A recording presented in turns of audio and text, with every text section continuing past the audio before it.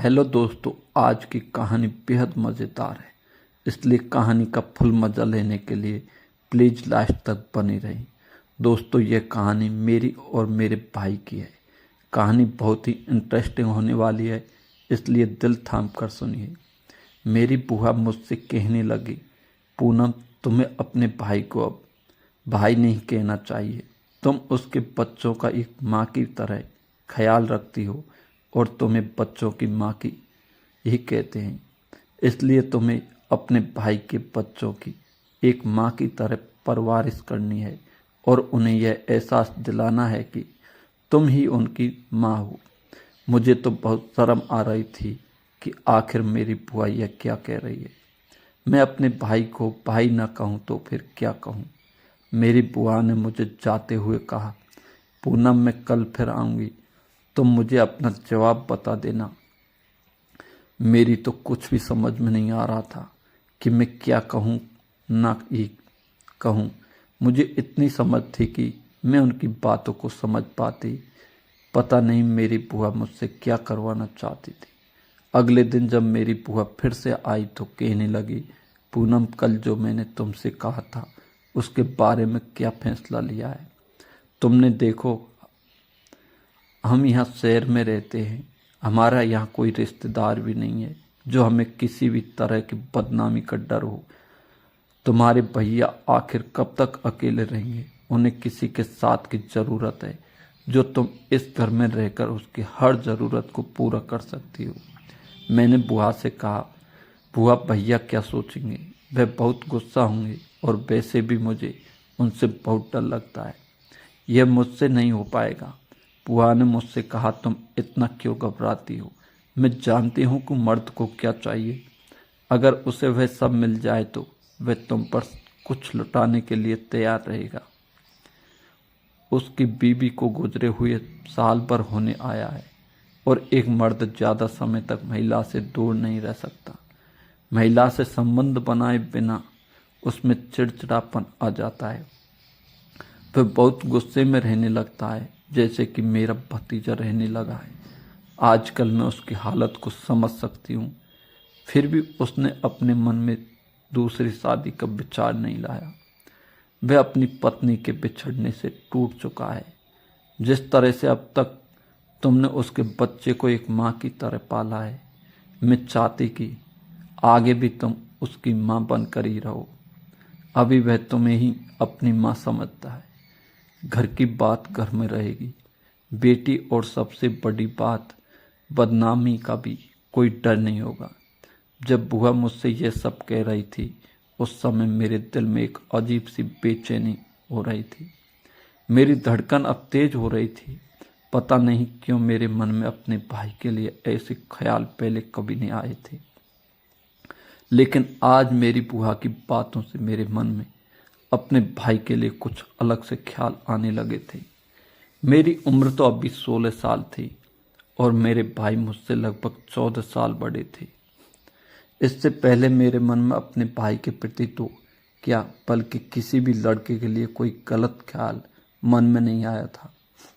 हालांकि मेरा शरीर पूरी तरह यौवन से भरा था। मेरी खूबसूरती को निहारने के लिए आते जाते लड़के मुझे देखा करते थे, लेकिन मैं उनकी तरफ कोई ध्यान नहीं देती थी। सच कहूँ तो मुझे इस बारे में कोई भी नॉलेज नहीं थी। मैंने बुआ से शर्माते हुए कहा, बुआ, मैं तुम्हें फ़ोन करके सब कुछ बता दूंगी, लेकिन मुझे अभी सोचने का कुछ वक्त दो। बुआ ने कहा, ठीक है, लेकिन 2 दिन के अंदर मुझे सब कुछ बता देना। और वह सुन, तुझे कैसा लगेगा अगर तू हमेशा के लिए इसी घर की बन जाए। बुआ की बातें सुनकर मैं नजरें झुकाए बस शर्माए जा रही थी। बुआ अपने घर चली गई। सारी रात भर मुझे नींद भी नहीं आई। बार बार मेरा ध्यान बुआ की बातों पर तरफ चला जाता। मेरा अपने भाई के लिए उन्हें देखने का नज़रिया भी अब अलग होने लगा था। मैं अब उन्हें किसी और ही नज़र से देख रही थी। मेरे भाई 30 साल के जवान मर्द थे, जो शरीर से भी काफ़ी लंबे चौड़े और हट्टे कट्टे थे। भाभी के गुजर जाने के कुछ ही महीने बाद उन्होंने शराब पीना शुरू कर दिया था। शाम को जब भी वह अपनी ड्यूटी से वापस आते तो शराब पीकर ही आते थे। सचमुच वे बहुत टूट चुके थे। मैं अभी से ही अपने भाई के लिए फिक्र करने लगी थी, जिस तरह से कोई पत्नी करती हो। हेलो दोस्तों, स्वागत है आप सभी का हमारी एक और रोमांचक कहानी में। उम्मीद करती हूँ आपको यह कहानी बेहद पसंद आएगी। दोस्तों, मेरा नाम पूनम है और मैं जयपुर में रहती हूँ। मैं आपको अपनी कहानी सुनाना चाहती हूँ। मेरी कहानी को सुनने के लिए अंत तक मेरे साथ बने रहें। यह कहानी आपको इतना बेचैन कर देगी कि आप ठंड में भी गर्मी का एहसास करेंगे। मैं जब इस घर में आई थी तब मैं बहुत छोटी थी। मुझे ठीक से कुछ भी याद नहीं, लेकिन मुझे इतना तो याद है कि मेरी माँ ने दूसरी शादी की थी और जिससे उन्होंने शादी की थी वह मेरी असली पिता नहीं थे। मेरे पिता कोई और ही थे। मैं उस समय बहुत छोटी थी जब मेरे पिता ने मेरी माँ को घर से निकाल दिया था। मेरी माँ मुझे लेकर निकल गई थी और जिन्होंने उन्हें संभाला उन्हीं से मेरी माँ ने दूसरी भी शादी कर ली थी। मैं उन्हें ही पापा कहती थी और वे मेरा अच्छे से ख्याल भी रखते थे, बिल्कुल अपनी बेटी की तरह। उनका एक लड़का भी था। उनकी एक बहन थी जिसकी शादी हो गई थी। वह मेरी बुआ लगती थी। उनकी लड़की का नाम कमर था। उसकी उम्र करीब 20 साल की थी। मैं उन्हें भैया कहती थी। मैं और मेरा भाई हम दोनों एक ही कमरे में सोते थे। मैं तो उस समय सिर्फ 6 साल की थी। मेरा भाई मेरा अच्छे से ख्याल रखता था। मेरी माँ और पापा अलग कमरे में सोते थे, इसलिए मैं और मेरा भाई हम दोनों अलग कमरे में सोते थे। हम सब खुशी खुशी रह रहे थे। धीरे धीरे 6 साल बीत गए। एक दिन ऐसा आया जिसने मेरी और मेरे भाई की जिंदगी को पलट कर ही रख दिया। हमारे माता पिता का एक एक्सीडेंट में निधन हो गया। मैं और मेरा भाई हम दोनों अब अनाथ हो चुके थे। बुआ ने ही हमें संभाला था। मेरी पढ़ाई भी छूट चुकी थी। मैं 10वीं कक्षा भी पास नहीं कर पाई थी। मेरे भाई जो अपनी ज़िंदगी अब तक आज़ाद जी रहे थे, उन्हें अब एक कंपनी में काम करना पड़ा। बुआ हमेशा हमारे साथ ही नहीं रहती थी, लेकिन बीच बीच में वह हमारे पास आ जाया करती थी। वह भाई से कहा करती कि अब तू अपनी शादी कर ले, घर का ध्यान रखने वाली भी तो वो। अगर तुझे कोई लड़की पसंद हो तो मुझे बता दे, मैं तेरी शादी करवा दूंगी। भाई ने कंपनी में एक लड़की थी जिसे भाई बहुत प्यार करता था। भाई ने बुआ से उस लड़की के बारे में कहा। बुआ ने उन दोनों की शादी करा दी। उस समय मेरी उम्र करीब 13 साल की थी। भाभी दिखने में काफ़ी सुंदर थी और घर का बहुत अच्छे से ख्याल भी रखती थी। भाई भी भाभी का बहुत ध्यान रखते थे। मैं तो हमेशा उन्हीं के पास सोती थी क्योंकि मुझे अकेले सोने में डर लगता था। उन्होंने भी मुझे कभी अलग सोने को नहीं कहा। 1 साल बाद भाभी ने हमें खुशखबरी दे दी।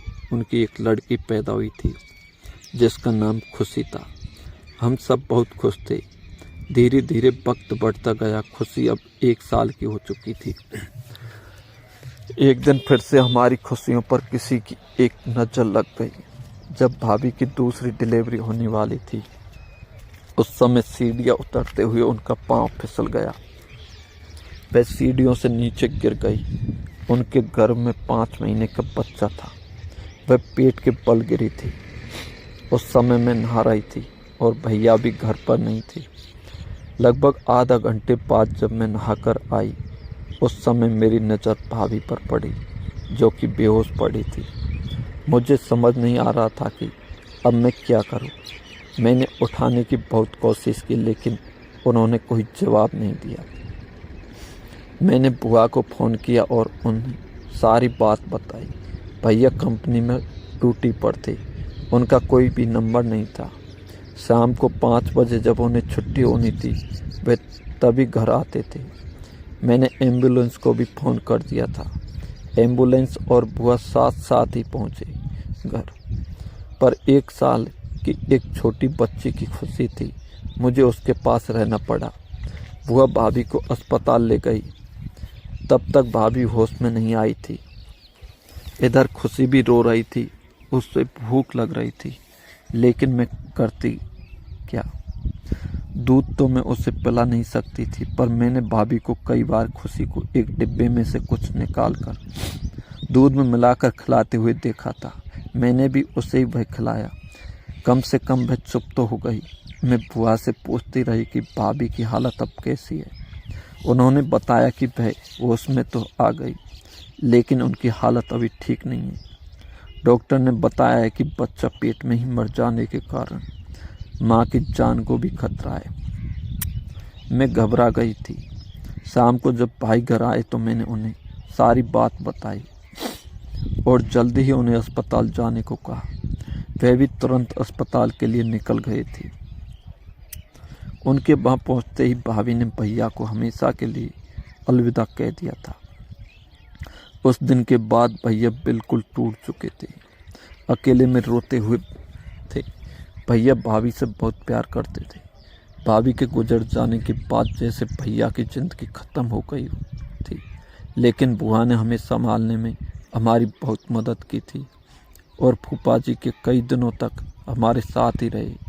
फूफा जी ने भैया को हौसला देते हुए कहा, कमर, तुमने अब तक अपना बहुत कुछ खोया है, साथ ही तुम अब बहुत हिम्मत वाले भी हो। किस्मत ने तुम्हारे साथ बहुत गलत किया है, इसका हमें भी बहुत अफसोस है। तुम्हारी बीबी का तुम्हारे साथ बस इतना ही साथ लिखा था, लेकिन वह तुम्हारे लिए अपनी खूबसूरत निशानी छोड़कर गई है। तुम्हें उसके लिए जीना है।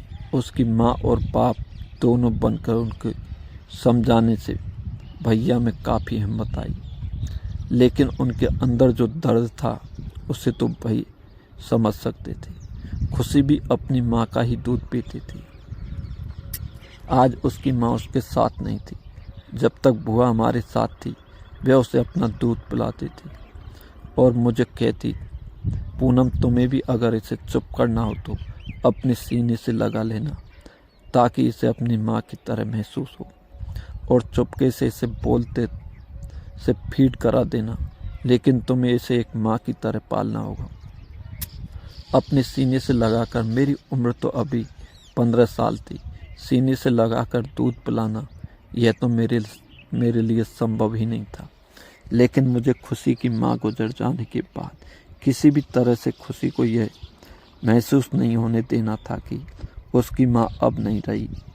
मेरी बुआ यह कह के कि कुछ दिन बाद फिर आऊँगी, अपने घर चली गई। भैया फिर से अपनी ड्यूटी पर जाने लगे, लेकिन वह किसी से खास बात नहीं करते थे। अपनी बेटी के साथ भी वह ज़्यादा समय नहीं गुजारते थे। रात के समय जब हम सोते थे तो मैं, भैया और खुशी, हम तीनों एक साथ एक बेड पर ही सोते थे। खुशी को अपने सीने से लगाकर सोती थी।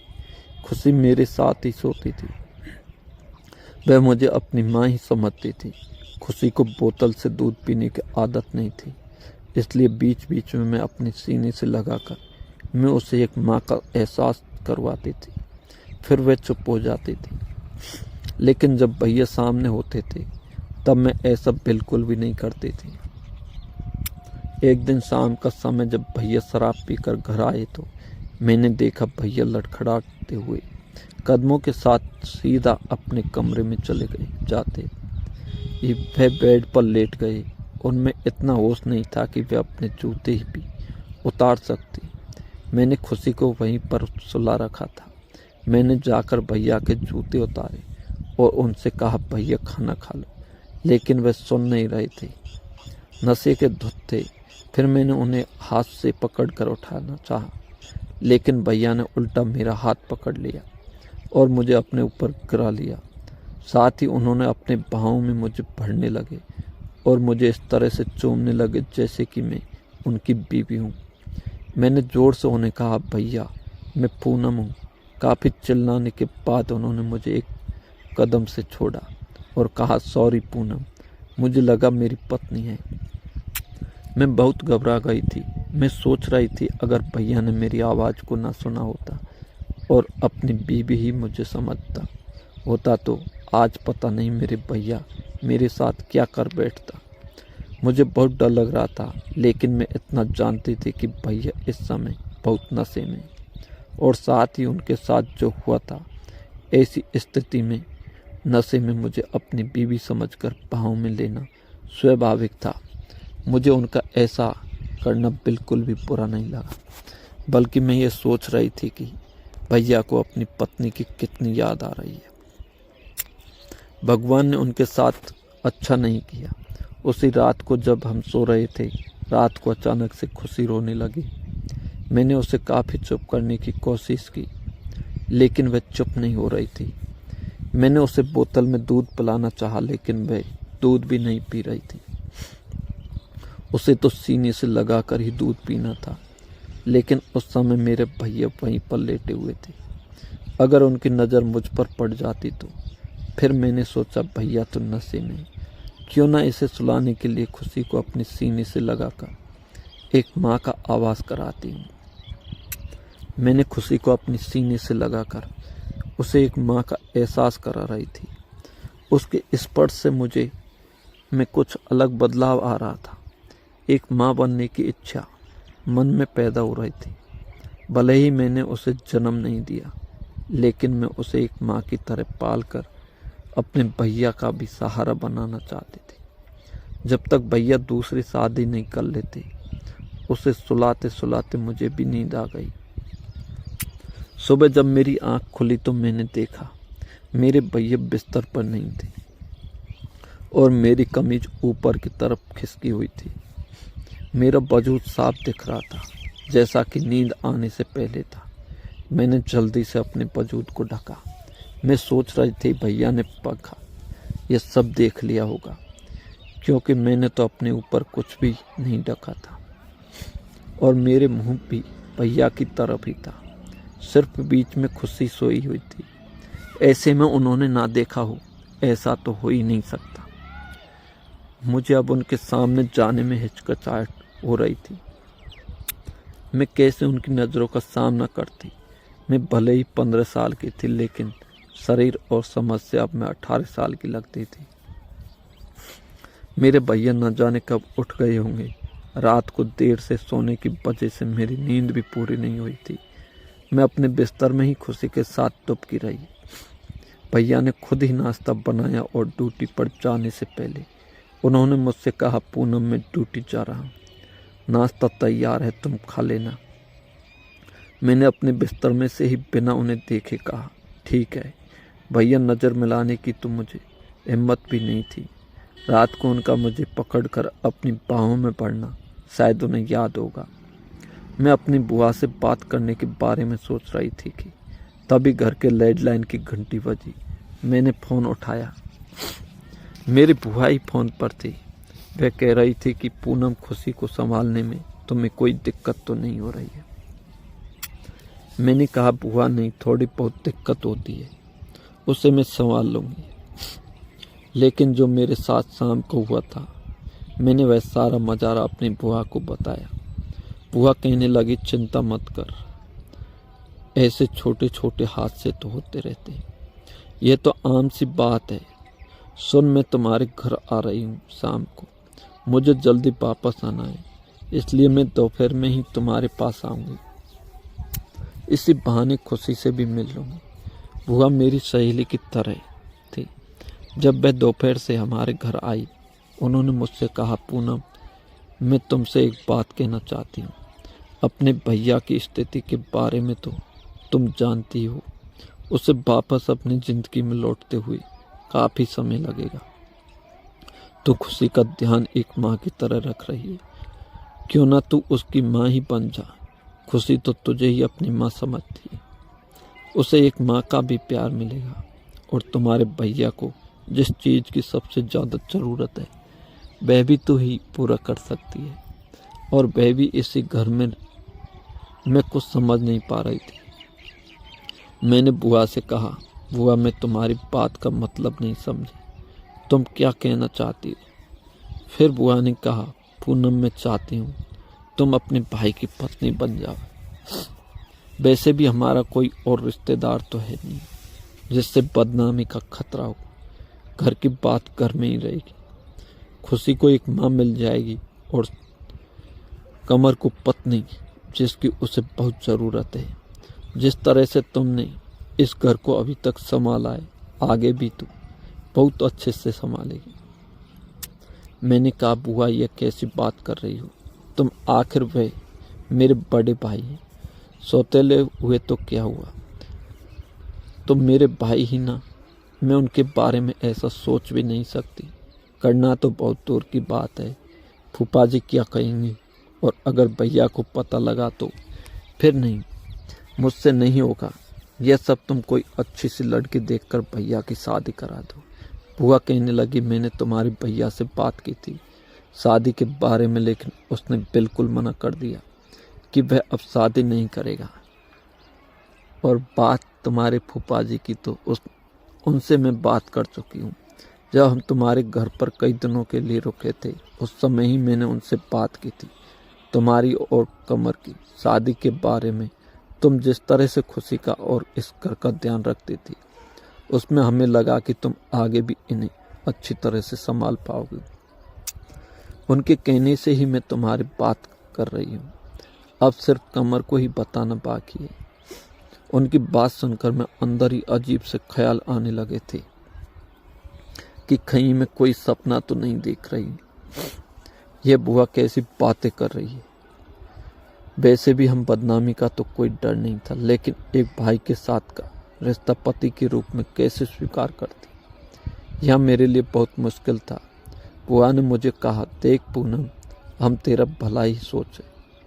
जब हमें ही कोई ऐतराज नहीं तो तुम्हें भी होना नहीं चाहिए। तुम कमर के लिए एक अच्छी पत्नी बन सकती हो। मुझे 1-2 दिन में इस बारे में सोचकर बता देना। मैंने बुआ से कहा, बुआ तुम मुझे किसी बंधन में डाल रही हो, कहीं कोई दिक्कत हो गई तो? बुआ ने कहा, तुम्हें घबराने की कोई आवश्यकता नहीं है। तुम्हारी बुआ हमेशा तुम्हारे साथ है और हमेशा तुम्हारी मदद भी करेगी। कोई भी दिक्कत नहीं होगी, बस तुम अपना मन बना लो। मैं बुआ के जाने के बाद इस सोच में डूब गई कि बुआ यह सब क्या कह कर चली गई।